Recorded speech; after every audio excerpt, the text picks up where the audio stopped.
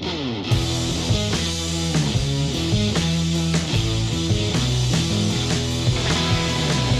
up on Verse Course Verse, gather around, kids, grab your Xanax, and get ready for some serviceable music. COVID Albums Part 3 is next.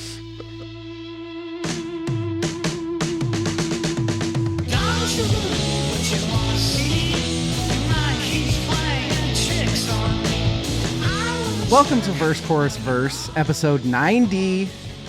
I am DL. With me is Rachel, Doom Scroller Polio. Rachel, how are you tonight? I'm ready to drink alcohol, David. Hey, me too. Let's do this. Also with us to help us with the drinking of the alcohol is Evil. We are fucking fucked, Jimmy.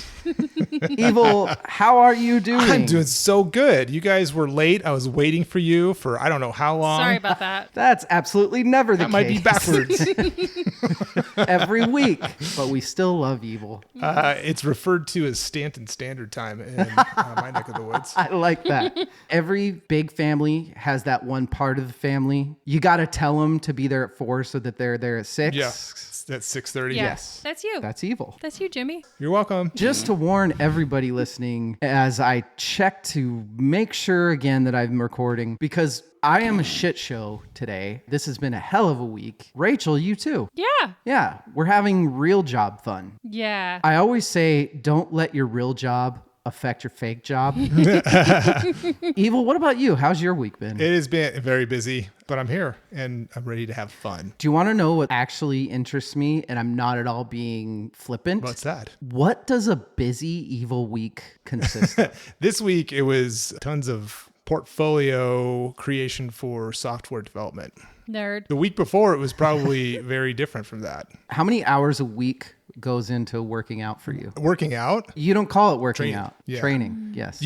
probably 3. Really? Hours? That's it? Yep. Okay, then we're going to have to talk more because I am putting way too much time into this mediocre body. That's not fair at all. Maybe a little bit more than that. I train usually 3 days a week hard, and then I'll do mobility stretching stuff on the other days. I'm wondering if, since you do so well and you're only training 3 hours, I mean, I'm sure that you probably do like heavy lifting, like cycle training. Or I do like a squirrely kettlebell workouts that no one in their right mind would do, where by the end I'm just like crushed. But I'm betting it also has a lot to do with your diet. Yep. Because I do know from my personal training days that health is like 82% what you shove in your mouth hole. Yeah, yes, that is true. So give me an eating tip. Let's see. What have we talked about? We talked about sleep. We've talked about I know sleep. that. We've talked about long-term goals. Yeah. You know, Yeah, motivation. yeah, don't get Yep. thrown off by having to not work out for a couple days. We haven't touched diet yet, have we? Nope. Let me give you the most nondescript version of my dietary advice.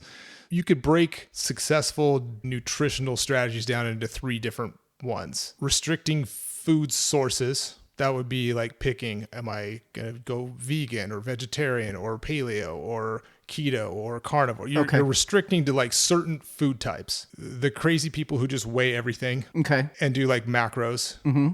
You need like an Excel. If you're a nerd and you like Excel spreadsheets and stuff like that, I don't know anyone like that. That's you, Jimmy. Or just straight caloric restriction. Those are the 3 things that work, honestly. So I am a outside of the grocery store guy. Yeah. Perimeter. Yeah, that's my dieting. When I'm trying to be careful with my diet, I stick to that, and it's always worked really well. Yeah, for me. that's what I do essentially. Eat whole foods. If it's in a box and has like an ingredients list, not a whole food. That's a food product. There's our health corner of the day as we get ready to drink all of the alcohol. And I have this terrible looking drink for me. I don't want to get in there just yet.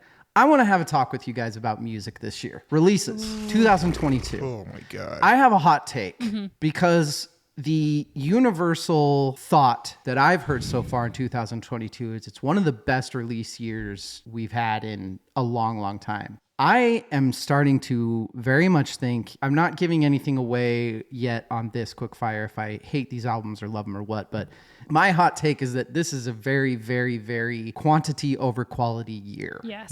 So far for me. Rachel agrees. Yes. It seems for every 10 albums that I listen to, there are 2 good ones and maybe 1 great one. But there's a lot of fine and a lot of bad. Yes. But there's so much to listen to. I agree with you. There's so much fine. Like, it's fine. But Evil, you listen to some of the same stuff as us, but you listen to very different music. Yeah.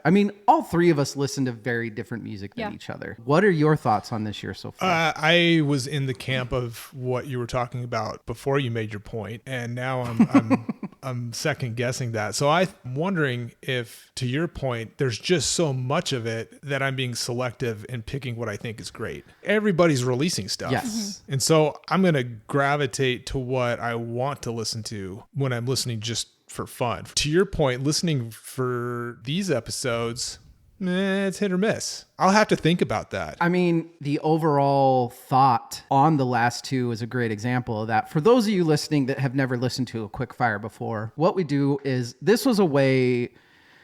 Let's start from the beginning. Verse Course first started with a thought of taking an album that I really enjoy, that our dear friend Sven, who everybody should know and love, had never heard or delved deep into. And he did the same thing for me. And we would switch albums and then we would talk about what we liked about them and if we liked them or not. Classic albums, picking old years to go back into. But what we weren't getting to touch on was brand new music. So we started these quick fires. It's just better with more people because you get more opinions on the music. That's true. Point is that we found a way to talk new music. So we take 10 albums. We have a 6-minute timer. Once that timer is done, we have to shut the fuck up. And that's it. Anyway, that's what we're doing tonight. We picked 10 albums. We try to pick a variety. We try to pick rap. We try to pick pop. We try to give Evil one or two metals. We give me one or two indie, what do you call it? Hipster rock? I don't know. I really need to drink more. Yeah. And relax a little bit. So we need to start that now. Rachel, what are you drinking tonight? I don't know, David. I got 10 cups. Who knows? That you did not pour. I did not pour these. I think that you need to give a shout out to your fiance because boy, does he help you a lot with this show. He is fabulous. your IT person. He is your drink preparer. I think they call that bartenders. I mean, he's not tending bar. I mean, he's tending the kitchen bar. Evil, what are you drinking tonight?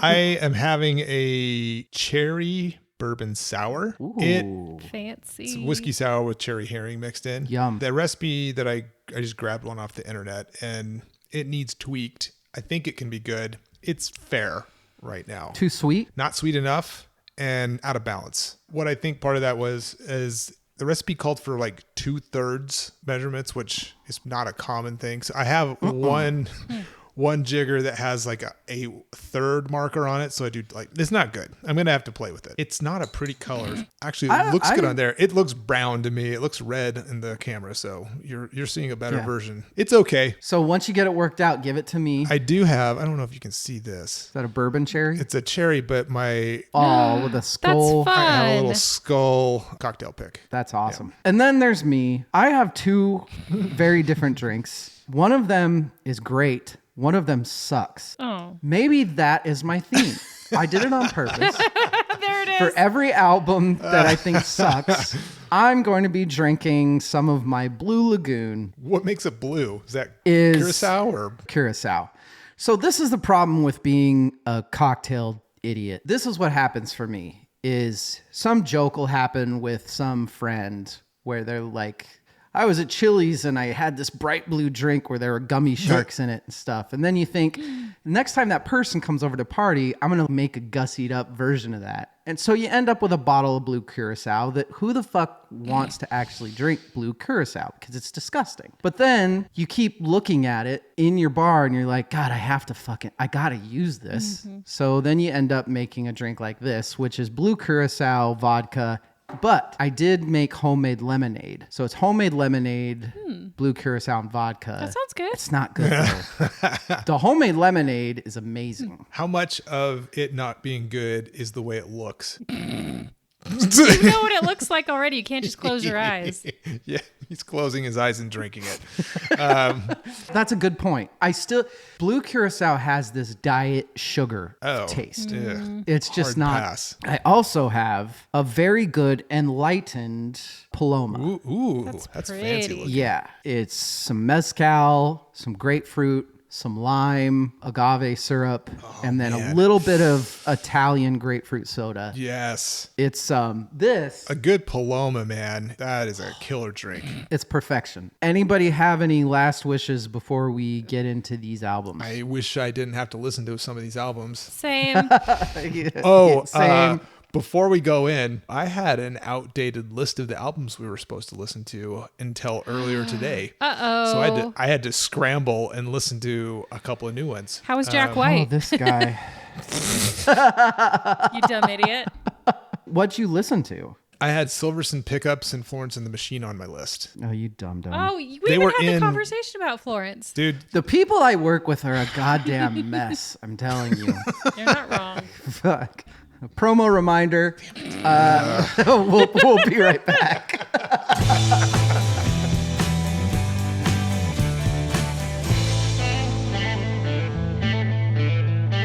I live for this stuff. What are you doing? This isn't a fucking pastime for you, Rachel. We are All right, back. Lizzo. Before we get into the albums, see, okay, did you really not think about this Okay, I beforehand? filled in everything except for your favorite album. I have mine, I have Evil's, and I have everybody's favorite song all through. do we supposed to guess favorite songs for others? No. Son of a bitch! Yeah. Read. All you have to do is read. Everybody's name is at the bottom. Welcome to episode 3 of Verse, Chorus, Verse. Yeah. Welcome to the fourth quickfire we've all done together. Maybe fifth. Evil, we have unfinished business.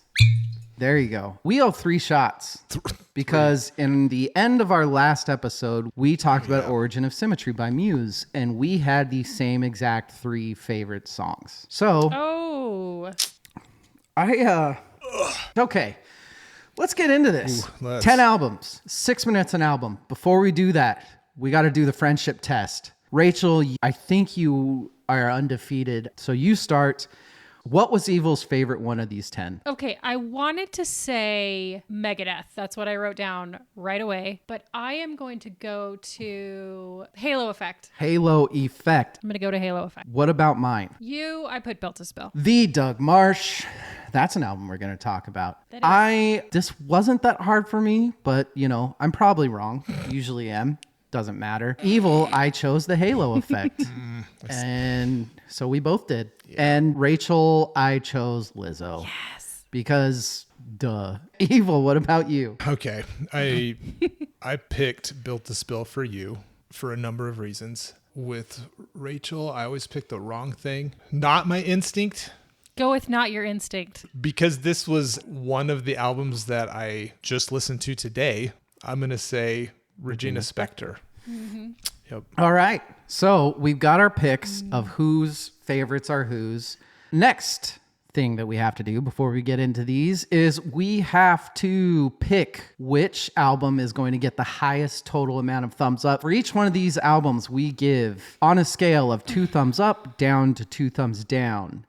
So which one of these albums, Rachel, is going to get the highest amount of thumbs? I want to say JID. Okay. I'm going to say That is an album that we're going to talk JID. about. That's my hypothesis. I will go next. I think the highest overall score album is Built to Spill. Oh, you guys, those are the two that I'm trying to decide between. Well, there you go. And this is not helpful.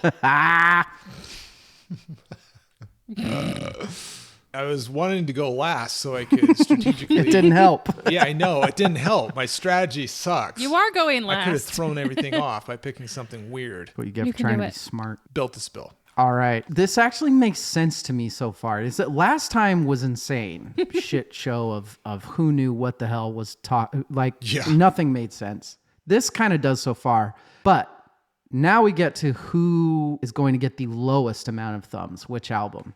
Rachel, which album is going to get the lowest amount of thumbs? Lizzo. Rachel says Lizzo. Interesting. Evil. Oh, God. Wow, really? Lizzo? Shit. Are you trying to mess with me? No. She picks well. I'm going to pick Lizzo. No kidding. Okay. Okay, never mind. I think we're back to being, I'm confused again. Announcing your plans is a good way to hear God laugh. I think the lowest overall score is going to be Interpol. So let's get to it. It's going to be very interesting. Okay. Yes. Yeah, it is. On the clock, Who Wants to Be a Millionaire sound, go. Okay.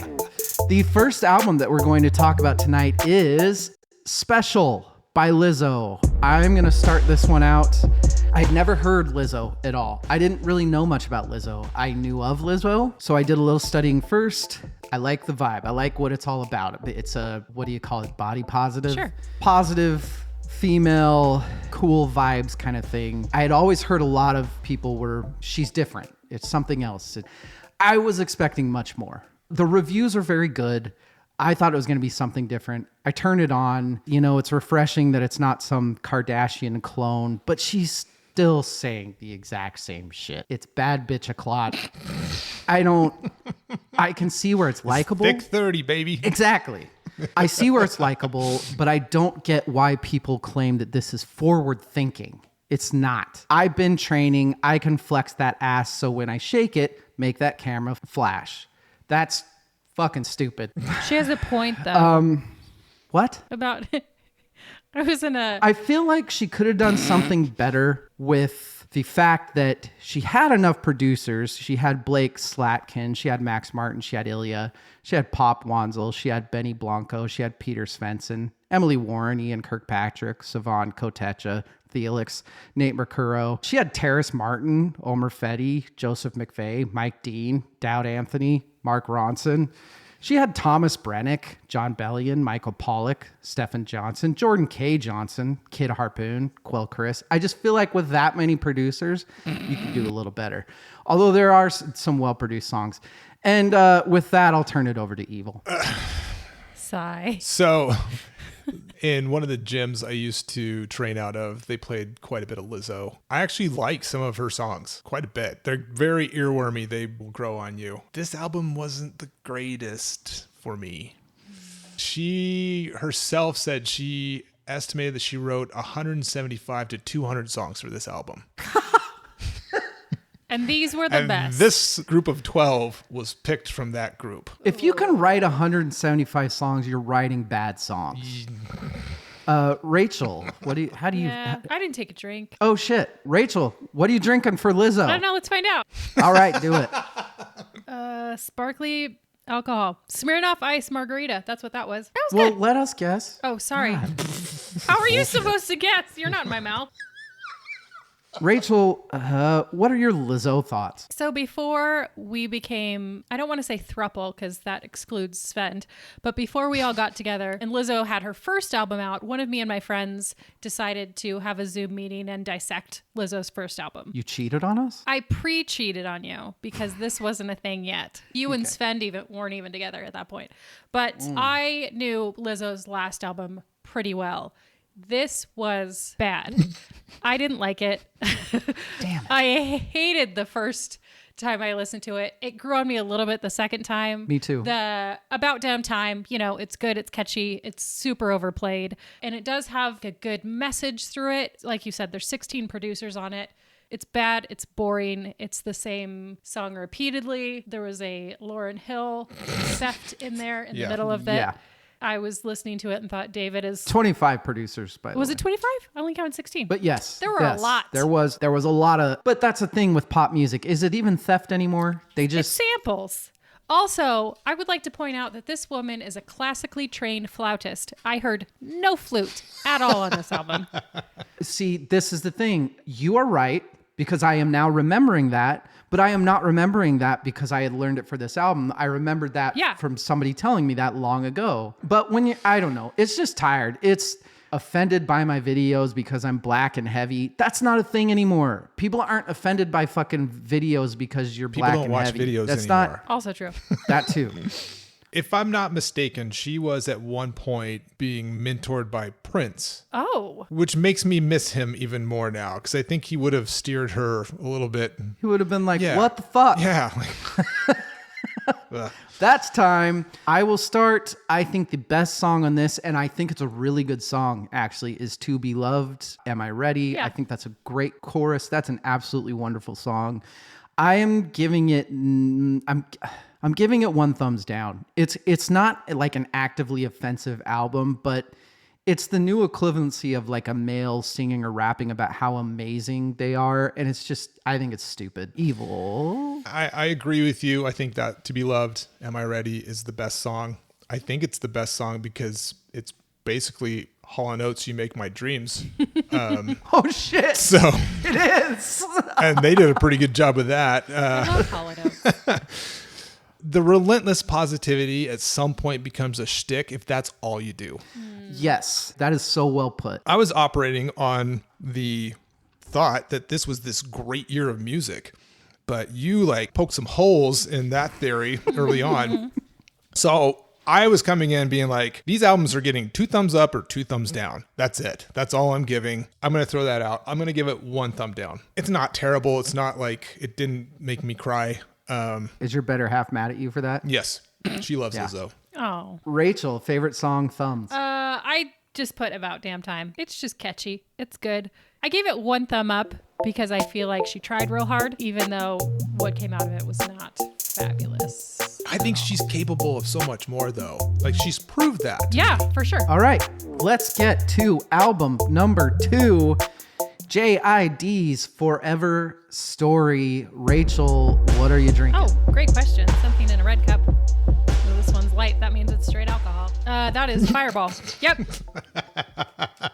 Fireball. Whew. Hey. Ooh, we have a penalty flag at the 30-yard line. I fucking love this album so much. Really? Oh my God. From the get-go, I'm like, I was entertained for the entire thing. I listened to it multiple times. It was one of my favorite albums of all 10. Awesome. Super refreshing. He is amazingly talented lyricist. Yes. Oh my God. Yes. So thank you for putting this on the list. I really dug it. Same. This album was fucking fabulous. I loved it. I'd never heard of this kid before. It did have a Kendricky vibe for me. Not as complex of lyrics, but definitely amazingly well-written lyrics. Mm-hmm. Once again, you have lines where there's 30 words in it and then lines where there's 2 words in it. And it's just so well done. He had Poor Kid from a Bad Neighborhood theme going through the entire thing. Mm-hmm. There was a good jazz feel that happened throughout it, which is fabulous. Yeah, there's a lot. There's so much that was good. Atlanta rapper who concentrates a lot, as most rappers do, on Atlanta. Black living as a community. That's why so many good rappers come out of Atlanta, because they have such an amazing, huge community. There's a ton about his family, great songs about his brothers, about his sisters. Growing up, like Rachel said, poor, inner city, Black. It's about death. It's about struggle. What you usually get from rappers is just, look at me now, fuck you. And he is, look how strong my relationships are now with my loved ones and my friends. Yeah. It's just so fucking refreshing. Even like Lamar, which Rachel brought up, when he raps about his love life, it's not a fuck that bitch that I left. It is a my immaturity caused the fuck ups in these relationships. Mm-hmm. The production is great. There's a lot of kind of old school, slower West Coast stuff, but there's also a lot of real instruments. There's jazz. There's fucking brass. Did you guys see the fucking Tiny Desk concert that he has on YouTube? No. Holy shit. It is him with a real band, like a 6-piece band with brass. It's fucking absurd. It's so good. So check that out when you can. To the comparison with Kendrick Lamar, the depth might be and complexity might not quite be as much, but his lyrical performance It's amazing. is amazing. His flow is amazing. So good that you kind of tune out the beats behind him that will take a complete left turn in a song. Kind of like a lighthearted, whimsical song will go dark towards the end and everything changes. And the way that he was able to transition his lyrical delivery throughout the whole album it blew me away. So much fun to listen to. I was poor until I became a poet. I'm like, he's a poet. Right. He is, yes, it's amazing. Where Kendrick Lamar is LA based, and I think a lot of his music shines through. I think a lot of these, where they're from is the music they make. This album has so much Outkast influence. So much. Yes. And very much. Anything that is great hip hop that comes from Atlanta is going to have a little bit of Outkast in there. I just hear so much of it. The beats in Brood and M, the weird chopped jazz guitar.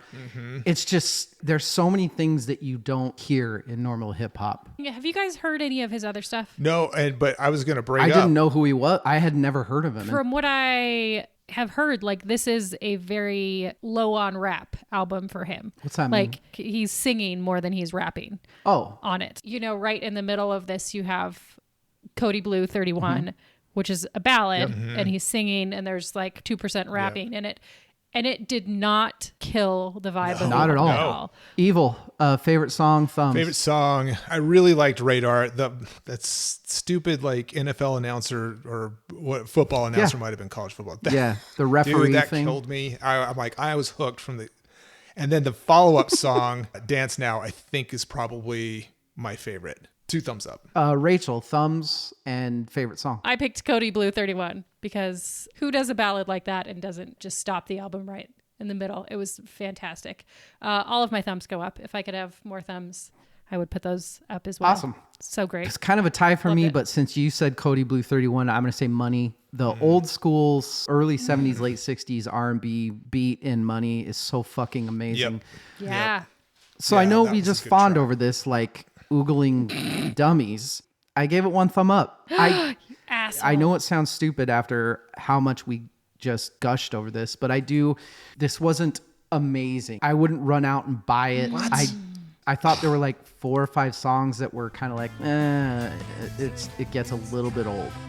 But I am now a JID fan.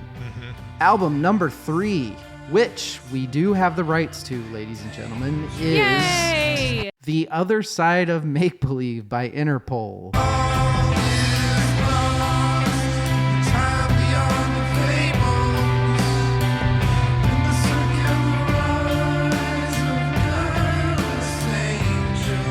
Yay for the rights. Rachel, you may start shitting on it after you tell us what you're drinking.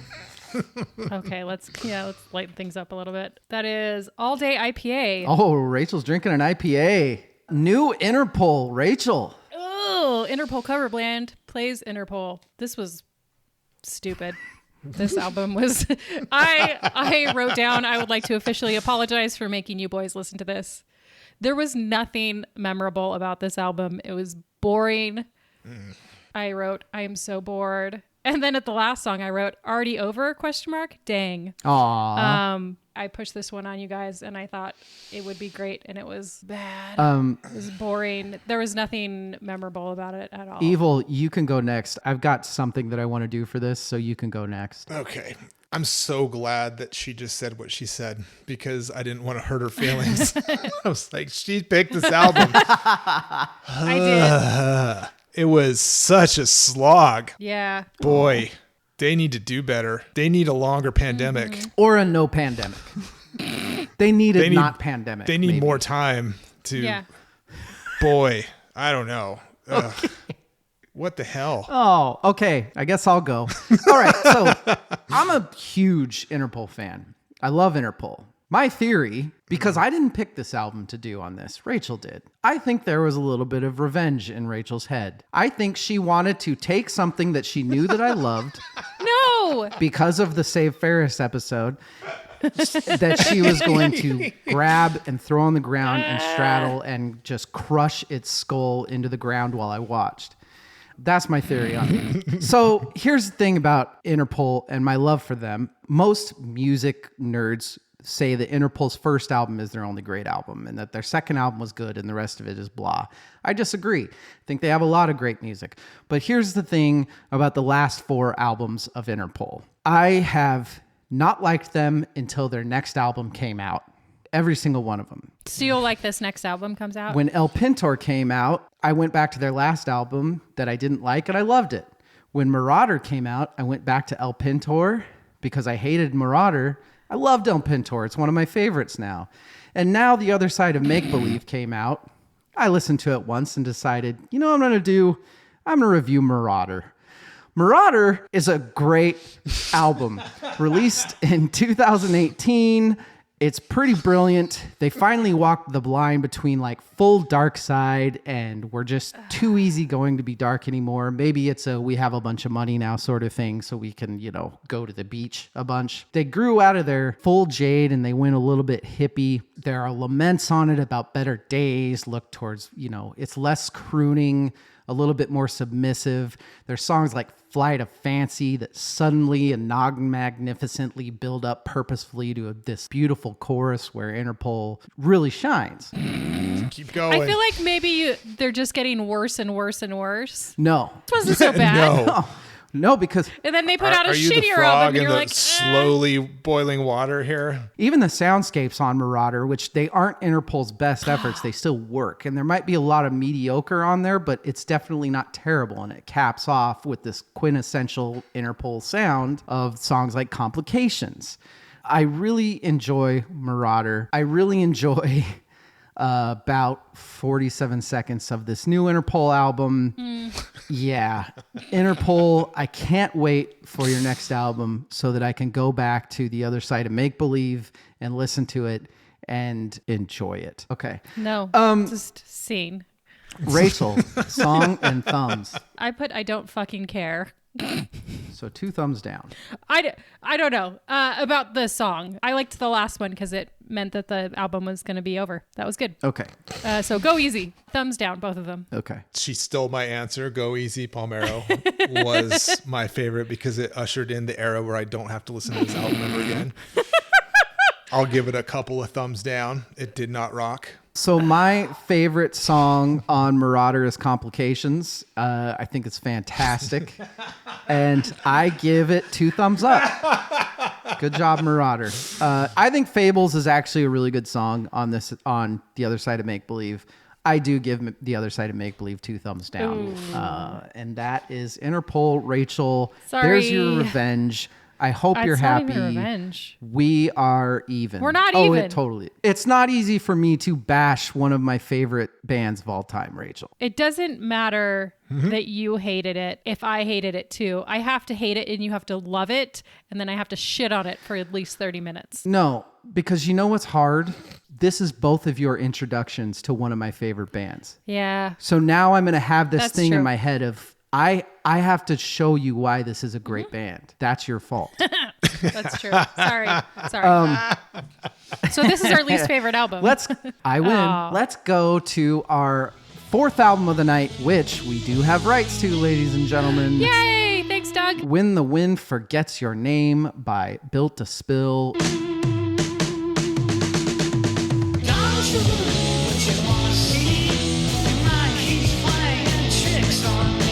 Rachel, what you drink? Oh, great question. Oh, that tasted good. I think it's a Mountain Dew. Oh, it's Orange Dreamsicle Rain. That was What good. the fuck? What? Rain, REIGN. Oh, is that like sherbet? Yeah. Sherbet flavor? It's an energy drink and it's delicious. When the Wind Forgets Your Name by Doug Marsh and Built to Spill. This is yet again a different lineup for Built to Spill. Doug Marsh always changes up his lineup because he thinks that it will continually change the sound. I love that. I think it's brilliant. At the same time, it's hard for me because I am a big believer in you stick with the same band and you end up tighter. But, Built to Spill has never been about being tight. It's always been about Doug's writing. Speaking of Doug's writing, I've come to realize time's all wrong. Answers materialize, then they're gone. I could think on that line forever. It was only a dream, but it still felt good to spend a little time thinking something mattered.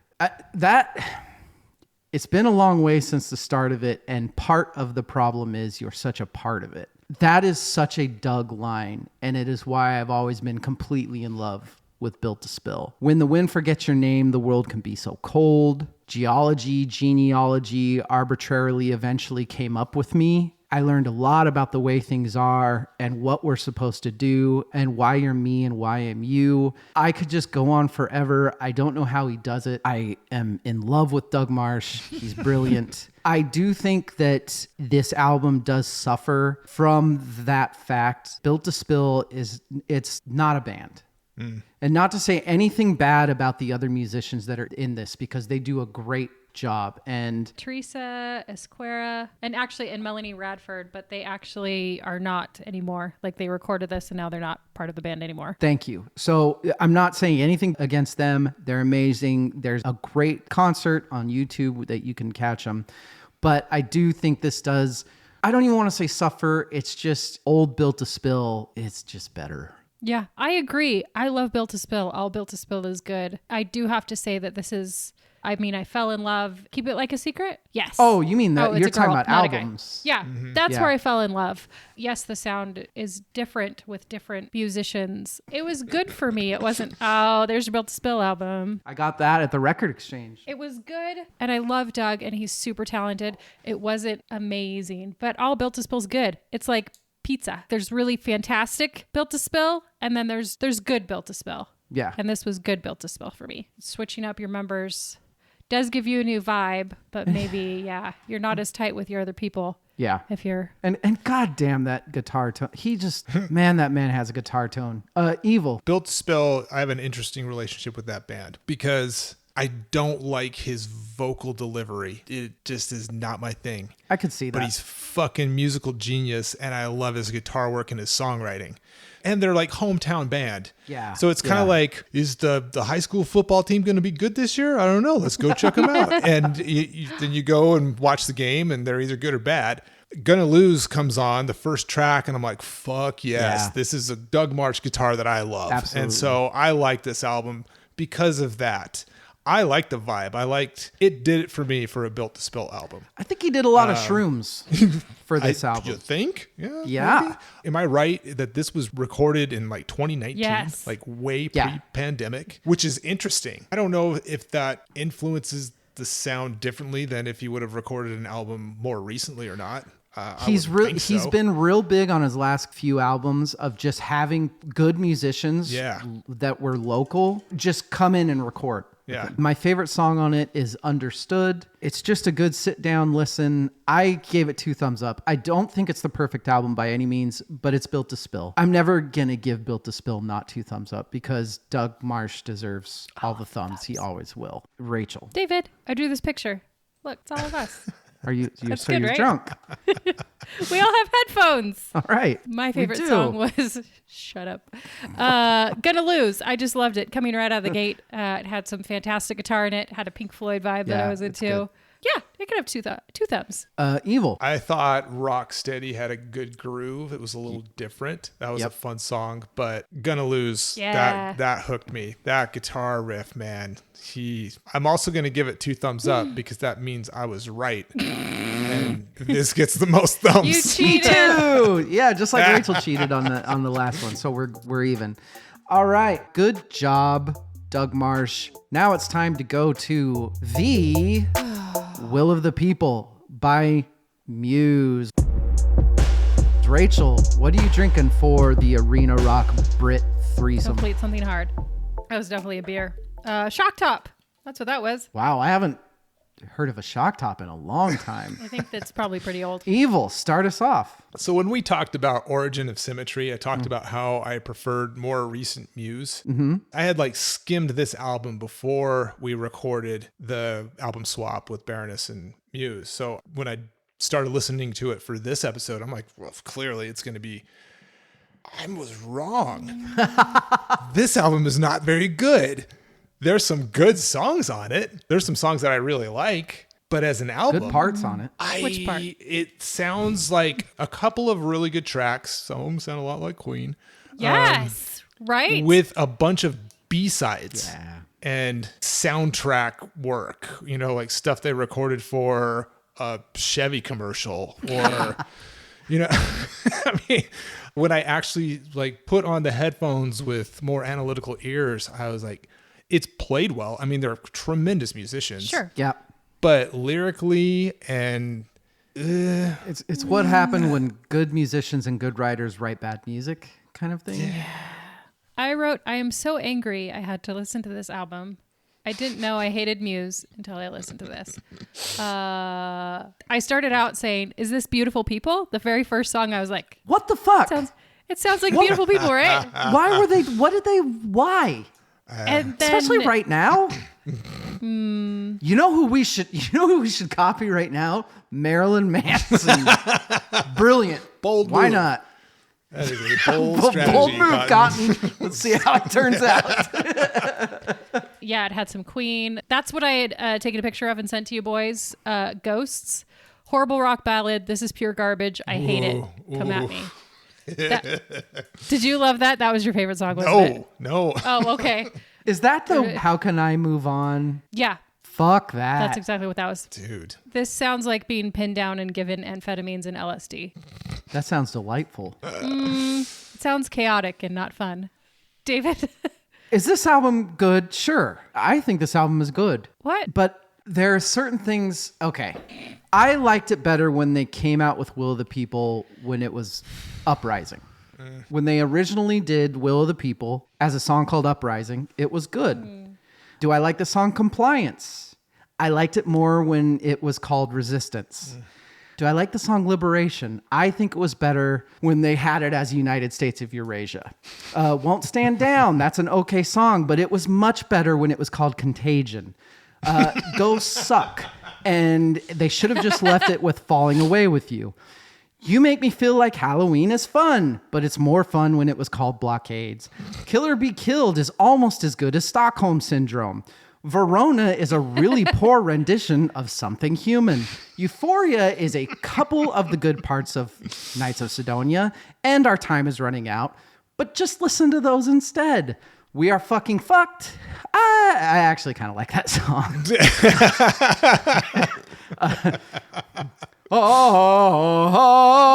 had a little system, that. didn't it? It's a Didn't good it feel album closer. That was a cool song. But Muse has done this on their last couple of albums. And I said it when we did a full dissection of Muse, Sven and I said it then, that their last few albums, there are songs, they've just started fucking ripping themselves off. And thinking that people aren't going to notice, like We noticed. Matt, or as I would have called him in Origin of Symmetry, Bill Bellamy.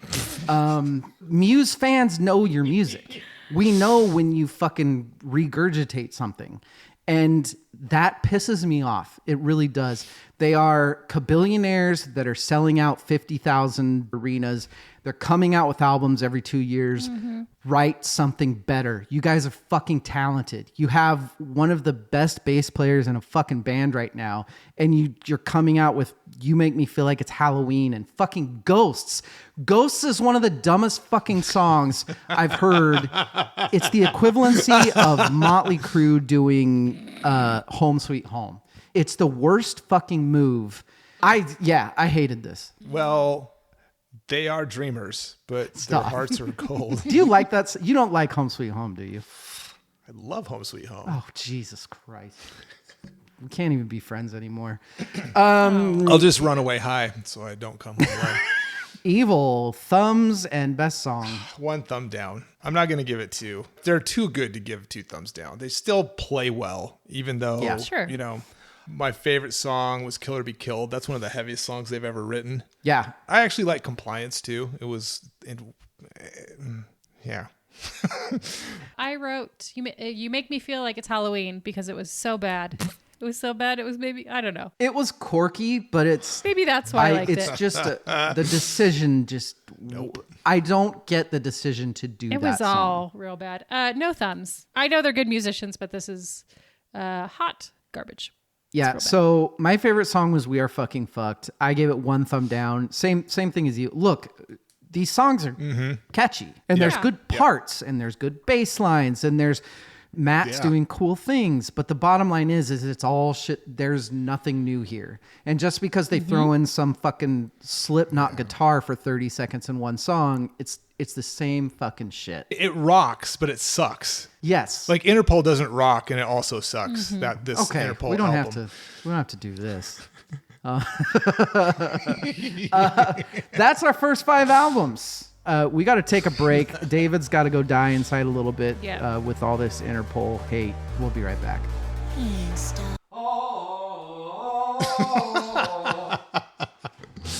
We are fucking fucked. Starting over won't be easy. Broken, divided, split tomorrow from today. Knowing what you know just makes it harder to think straight. Starting over after it breaks. Starting over when We are back. 5 more albums to go. Pretty across the board so far. Let's get into, though, album number 6, which we have the rights to. Yay! Formentera by Metric. For all I know, this might be my last night. That's how it goes. Rachel, what are you drinking? Oh, great question. Oh, she loved it. She loved it.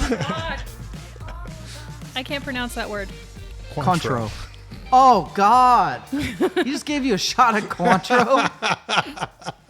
Hey, at least it wasn't Blue Curacao. This is the music they play in Canadian Purgatory. And I mean that, again, it's not bad nor good. It just is. It's just very music. Buddhist. Yes. They have, in their time, won 5 Juno Awards. So these guys are super talented, according to Canada. I liked a lot of it. But let's start out at the beginning, where it sounds like music that's being played at a weird art installation where you're like screaming at somebody or throwing fruit. And it's like 10 minutes long. It's not balanced and it's not great.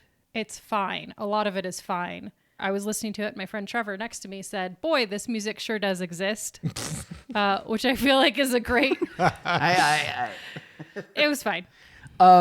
I knew that this album was doomed from the start for both of you coming out with a 10-minute song at the beginning. Why would you do that?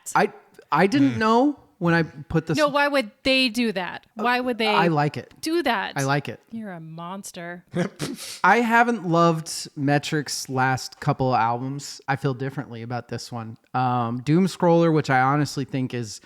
I like the commentary. I think it's one of the biggest problems with our society, and we don't have to get into that. What? Oh, I just saying, because I filled this out wrong, and I filled out your favorite song. I picked Doom Scroller for your favorite song. It is, isn't it? No? Okay, no, not never even mind. close. Okay. No, sorry.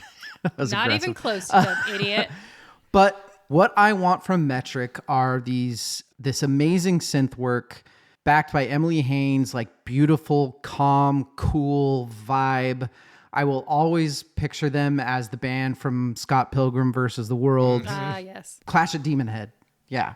I knew you guys would hate this because of Doom Scroller. I dig it. I love the balls it takes to start an album like that. I love the lyrical themes of this whole album. Meds to subside pain, stop looking up terrible shit on your phone. This is like the best new age get off my lawn album ever. The drum work is incredible. Hundreds of little intricacies that typically bleed into like a simplified, super catchy simplified verses. Great post-COVID songs. There's old school Metric everywhere on this. What Feels Like Eternity, Formentera, Enemies of the Ocean, False Dichotomy. There are such good hooks through this whole album. I loved this album. Wow. I thought it was incredible.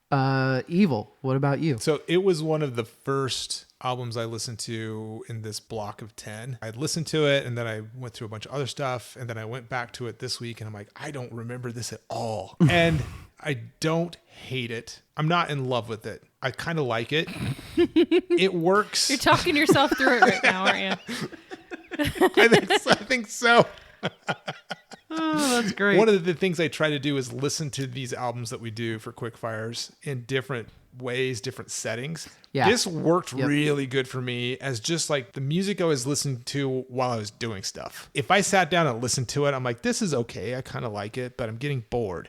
another song would play and there would be some cool stuff, and then my mind would wander off. I actually like Doom Scroll was one of my favorite songs on there, so I did not hate it as you were predicting. Okay. It's not quite Canadian elevator music, purgatory music. It kind of is if you're just listening to it as background music, though, don't you think? It's adjacent. Purgatory adjacent. But I like it, though. Yeah. I kind of dig it. It fit me. It worked. I think there are maybe 1 or 2 songs that I don't love on this album. If there are 11 songs on this album, I fucking love 8 of them. I really liked this. I Will Never Settle has this amazing, like, never-ending story feel to it. Yeah. Oh, Please is this very, like, I knew that Rachel was going to hate this. You know why? You know what? This is very White Lies. That style of music I enjoy. Rachel hates. Rachel. All Comes Crashing. I don't want to give it any thumbs, up or down. I feel so, like, meh, purgatory about it. Like, it's not bad, but it's not good. Oh, I don't care about you enough to give you thumbs. I don't care about you enough. I obviously 2 thumbs way up, and my favorite song is It Feels Like Eternity. For that song I wrote, Sure does. listening to this album feels like a fucking eternity, I'll tell you that. Evil. Favorite song of Sorry. thumbs. Favorite song was Oh Please. It's very Duran Duran. Yeah. A little more direct than some of the other Yes, songs. yeah. I think that this album suffers from what we were talking about earlier. There's just so much shit to listen to this year. So I wonder if I was listening to it not under duress, I might like it more. Like if you're just in a restaurant and a song came on, Yeah. you'd be like, oh, what is this? Yeah. I got you. I'm going to give it 1 thumbs up. I had everything else sort of like lined out, thumbs up or down. I actually had yay or boo next to everything. Capital boo for 2 thumbs down, capital yay for 2 thumbs up. This just had 3 dashes next to it. I didn't even, it earned 1 thumbs up on my last listen, especially with Oh Please. I like that song. That's it for Metric. Let's get to our 7th album of the night, which we do have the rights for, Alpha Games by Bloc Party.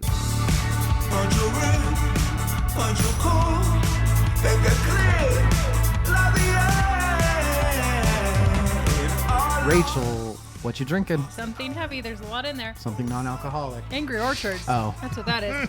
Alpha Games by Bloc Party. I'm a Bloc Party fan as far as their first couple albums go. I was extremely into Bloc Party whenever 2005, their big album came out with like Helicopter and stuff. I loved that album. I was in Reno at the time, doing everything I could to be my best self, he said with great sarcasm.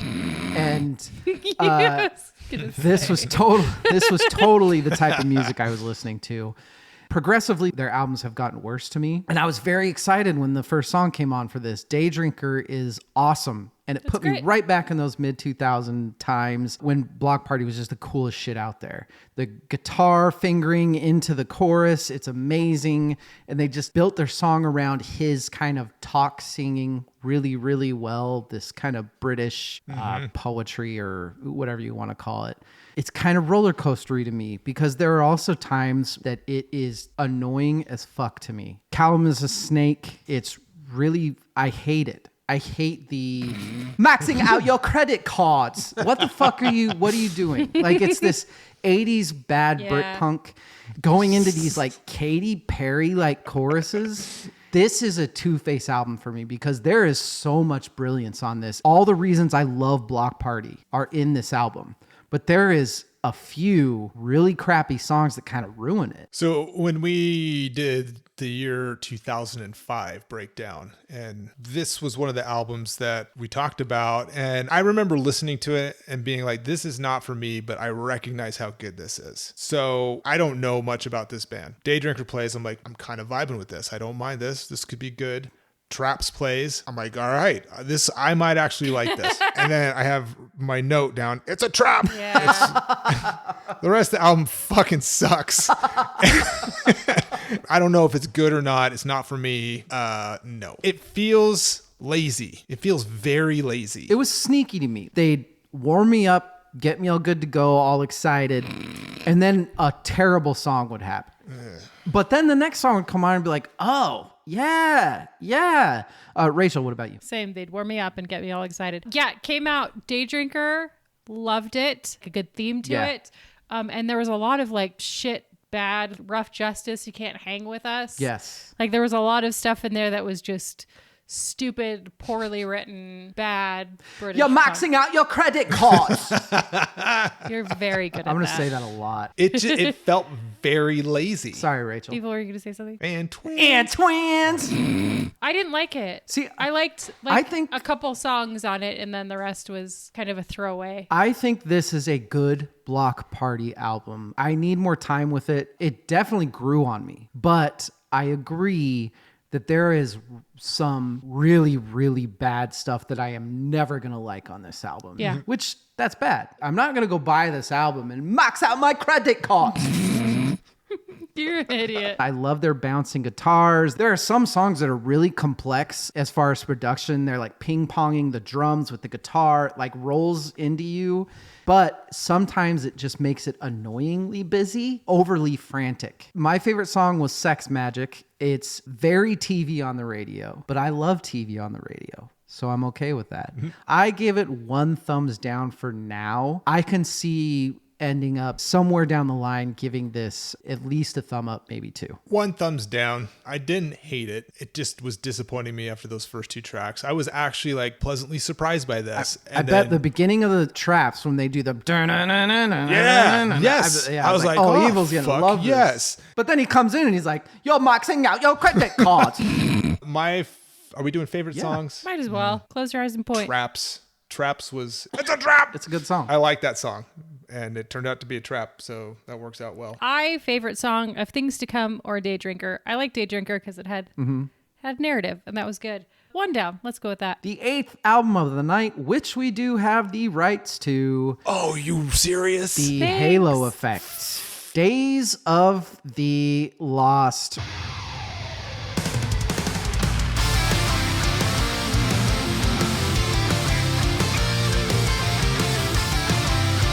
Jimmy Rachel, is so what are you excited. drinking? I don't know, David. Oh, delicious. No. Oh. Starbucks triple shot. I feel like he should cheat, Thanks, give Trevor. you that at the very beginning. Little Like, bit hey, of coffee this in is there. the triple shot. Take that first. Yeah. Evil. Okay. Thank you for putting this on. I love this album. Oh my gosh. It is comprised of What? all former members of the band In Flames, with one little caveat, which is Michael Stana, who was never officially a member of In Flames, but did do the vocals on their first album. This group of guys had a major hand in inventing a whole genre of metal in the 90s called melodic death metal. Did you say melodic say duck duck? metal? Duck? I What? heard duck. Death metal. Oh, we both heard duck. Not quack quack like you know. Rewind. Melodic death. All of them, played in Flames at some point. Michael Stana is the singer, still the singer for Dark Tranquility, another band from that area. I love this. It's a throwback to some of my absolute favorite music ever. For me, this album was like meeting up with an old friend who you haven't talked to forever, but you meet up and you're just like, you start right back where you left off. But now you have all these new stories to talk about with one another. And that's what this music was for me. Beautiful. I love it. I don't care what you guys think about it. It's amazing. I loved it. I listened to it and I was like, this is Evil picked this shit, didn't he? I didn't love the vocals. The music in the back, phenomenal. It was fantastic. The vocals got a little droning and tired for me, but I really thought this was great. Kind of slaps written on here. Does this sound like Ghost ? On Days of Lost? Pieces. Oh, that's I fair. think Ghost probably sounds like this. Also 'cause some orchestral stuff in there, which was really nice. the melodies are, oh my God. Yeah, Swedish, former members of In Flames, so we knew it was Evil. I like the opening song. It threw me off. It's not what I was expecting. It's like this mid-2000s edema kind of drummer kicks fucking ass. Yeah. And even though they're following this was what my thought was they were following this very done before formula. It's their formula. So I didn't realize that. But it doesn't matter because, this is really cool. It's the musicality. I completely agree with Rachel. The musicality is brilliant. Mm-hmm. The Needless End is this like Game of Thrones-y Sabaton rhythm part kind of Conditional starts with this like catchy build, and Broken Trust has this cool industrial feel with these like heavily sectioned distortion synth modes. Gateway's this almost Chevelle kind of breaks good into call. this awesome like desperate soundtracky chorus. Here's the problem, Evil, and you know what I'm gonna say. It's the fucking vocals. Oh, I know. Yeah. I know. I will never understand why gurgling the same fucking note for 12 songs for 50 fucking minutes is not just, I don't understand. It drives me insane. And it's even more frustrating because I feel like these songs would be fucking amazing if they had some. I think that's why I like bands like Sabaton, or this even made me appreciate more Baroness. Yeah. Because there are actual notes Right. that you can actually harmonize with. There are a couple songs where they do actually sing. Yeah, he actually sings on a couple of tracks, like actual singing. Literally a couple. But when he does it, it's not when I want him to. Yeah. It's not Oh. that. No, I does not hurt my feelings. This is not for Good. you. This was for me. So Yes. if I were to rank this like whatever out of 10, I don't know if I'd make it a 10 out of 10. This is a formula they've done before. It still gets 2 thumbs up for me. The track Feel What I Believe has one of my favorite choruses fucking ever. When I heard it for the first time, and it comes in, it's not like the opening riff. They do the chorus with this other riff that they open the song with, and then the whole band comes in like a minute and a half in or something like that. And it got my adrenaline going so much when I heard this the first time. That song is by far one of my favorite songs of the year. I am next. I also, Shadow Minds, I had written down, sounds like a great album for an action movie soundtrack.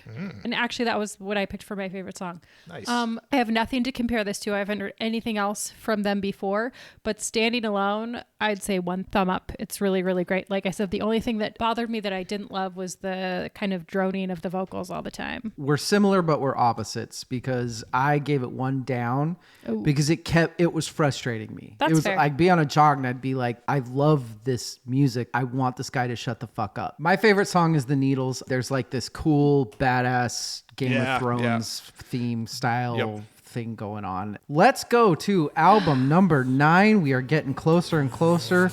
Yet another Evil pick, believe it or not, which we do have the rights to.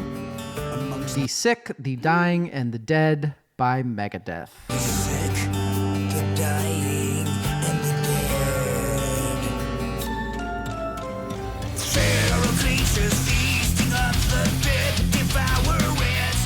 We have the rights to a Megadeth song? Surprisingly, they have their own label. Powerful, Dave. Yes. Good work. Mustaine. Also No, you. I'm not Dave. I'm David.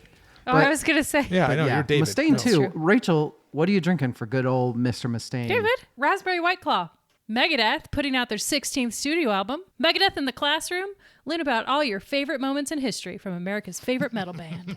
The Black Plague, it's in there. Chernobyl, also in there. I learned a lot about did history.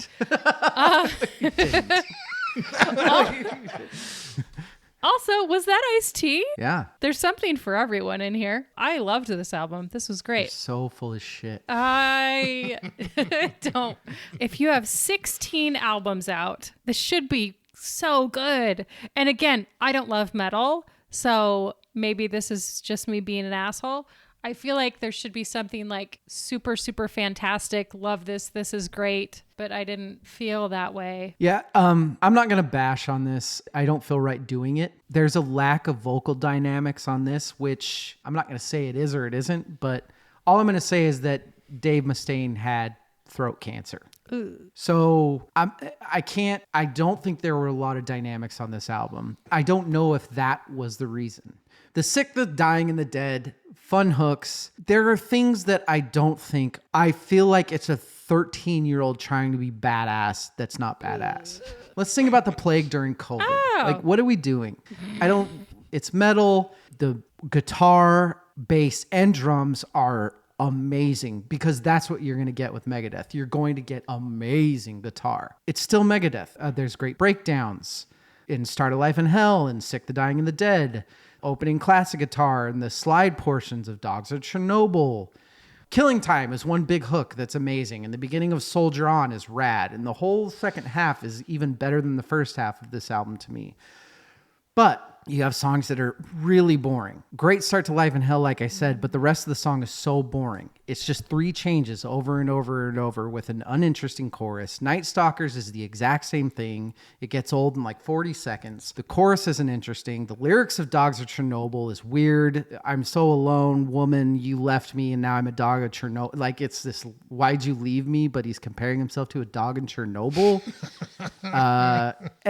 And Junkie. We all just talked about Dirt and how subversive and the aura setting of those lyrics. And then we listened to Junkie, which is like, what do you live for? You got a monkey on your back. It's good. Fucking not great. Evil love this. Is it a good Megadeth album? Yes. Is it a great Megadeth album? Top 50%? They have 16 albums. It's probably their best since Endgame, maybe since the Marty Friedman era. I don't know. But listen, man, he's 61. He's been doing this for a very long time. Yes. He had neuropathy. He had to literally reteach himself how to play guitar at one time. He had throat cancer that he came through. You ever seen the meme where it's like old Viking is like, never pick a fight with an old Viking. He's old for a reason. That's Dave Mustaine. He has like weathered everything. There's nothing new on here. They've done all of this before. If this album came out in 92, it would have been... Those are way better. It's not different from those, but it's been so many years since those came out. I enjoy it. I enjoy listening to it. It's kind of forgettable. Nothing really stuck. It's what I want to listen to when I listen to Megadeth, but I've heard all of it before. Perfect timing. Rachel, thumbs, favorite song? I wrote Night Stalkers for my favorite song because it's good for a sacrifice, and I think a full moon's coming up. Also, it had Ice-T in it. I said they tried, so they get 1 thumb from me. All right. My favorite song was Killing Time. There's a lot of good stuff on this album. I didn't give it any thumbs. I love Dave Mustaine. I always will. And so even when there's stuff that they make that I am not in love with, I'm always going to like him. So no thumbs for me. I give it 1 thumb up. It wasn't amazing. I wasn't blown away by it. My favorite track is the closer, We'll Be Back. I think that's the one track that stuck with me. Maybe it's because it's the last one. I don't know. But it seemed a level above the rest of it. We got one more album, you guys. Let's do it. Album number 10, the last one of the night, is Home Before and After by Regina Spektor. Rachel, how are you finishing the night? It tastes like White Claw, and it's Mountain Dew Voodoo Zero. Wait, what? Mountain Dew Mountain what? Dew Voodoo Zero. So like zero sugar. What's voodoo? That's what they have to do to get the sugar out of there. Mountain Dew has like 35 different flavors all the time. Oh, good. Can't wait. Oh, no, I do. It's a gamer thing. Yeah. For some reason. Wait, why is it a gamer thing? Because nerds love Mountain Dew. And sugar. Regina Spektor's Home Before and After. This is a beautiful album. When she's on, she's on. This is also a stupid album, or to put it more elegantly, an album of which lyrics I disagree with, but I am supposed to because this is a all men suck album. No, they don't all suck. You're just picking fucking losers. Oh. One Man's Prayer is about a male's need to be worshipped. Yes. That's not true. There are plenty of guys Says out there you. that don't. Sugar Man, I have to edit what I say when I'm with you. I get annoyed and we're not having as much fun. This is about one of two things. Either A, you're bitching about being in a typical relationship, because in a typical relationship, you have to think about what you're saying to the other person before you say it. That's fucking real life, Regina. It's about being careful with what you say because you care about the other person. It's not like, oh, I have to edit what I said. Or B, you're with a sugar daddy, in which case, that's your fucking fault. Don't be with a fucking sugar daddy. Don't tell her how to live her life. Sickness and flowers go together. Bombing and shelters go together. Laughing and hurting go together. Finding and keeping go together. Canary yellow, mustard yellow, yellow tear stains on old pillows. Everyone loves a story. I do like the lyrics to Spacetime Fairy Tale. I don't know if in Loveology, the page 42 thing is a reference to Hitchhiker's Guide to the Galaxy. If it is, that's awesome. Like I said, it's a beautiful album. Songs like Up the Mountain, Spacetime Fairy Tale, Raindrops, Through a Door.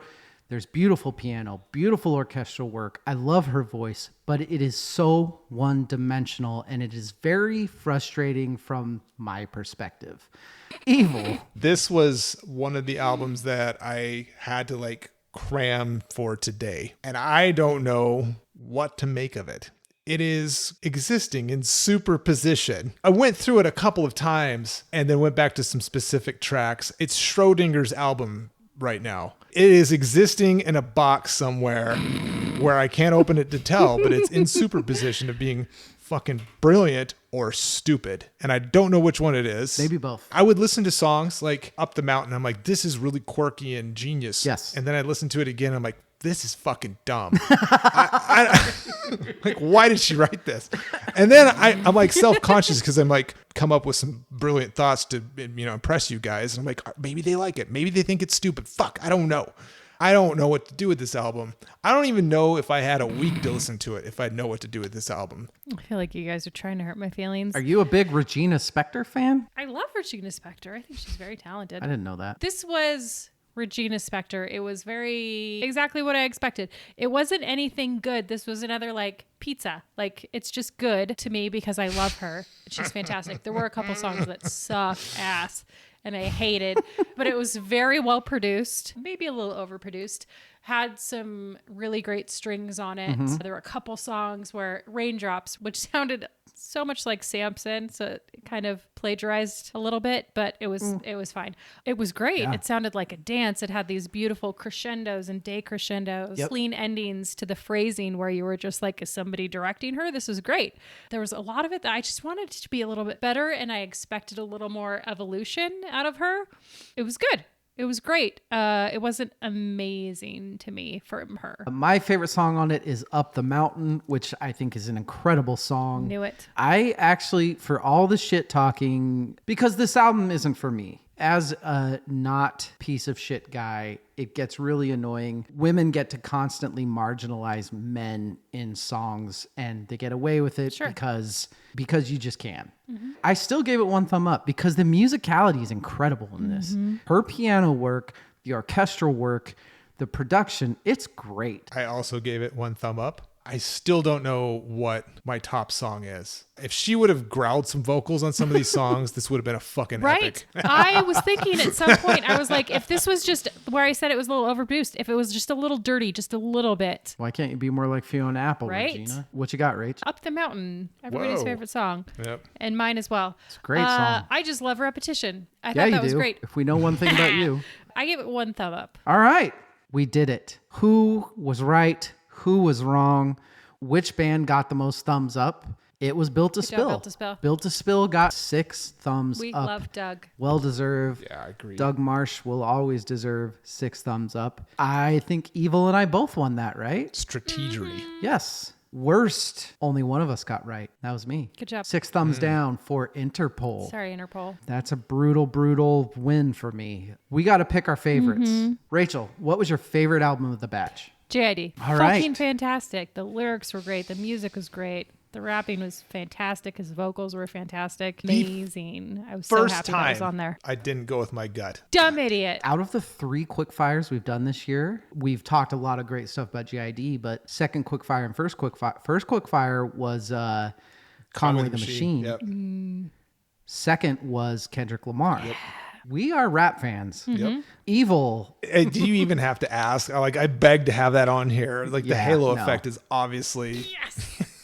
Yeah. Obviously my pick of this bunch. Winners. I love those guys. I love what they've done, but I love this album too. I think it's a great album. JID, we've got the Halo effect, and we've got Metric. Wow. I loved that Wow. album. Yeah. Nobody called that one. Nobody called that one. Did you think that you would like that album as much as you did? So I am a big Metric fan, but I have not liked their last couple albums. So I did not think that I was going to love it. I said, what the hell? I ordered the vinyl, turned it on, and Here we are. And that's it. That is our last Of the quickfire, season. kind of. Ish. Well, we have our what did we miss this year in November. Right. How do you guys feel? You think we did okay? I think we did fine. We did it. Thanks for listening. Join us next week. Sven and I are doing our last classic album review of the year. We are paying homage to someone that passed away in the form that First Chorus Verse knows how best to, which is to dissect a brilliant album. VerseChorusVerse.com at VerseChorusVersePod. Thank you, everybody. Evil, you are the man. Rachel, you are also the man. Thank you. Good night. Good luck.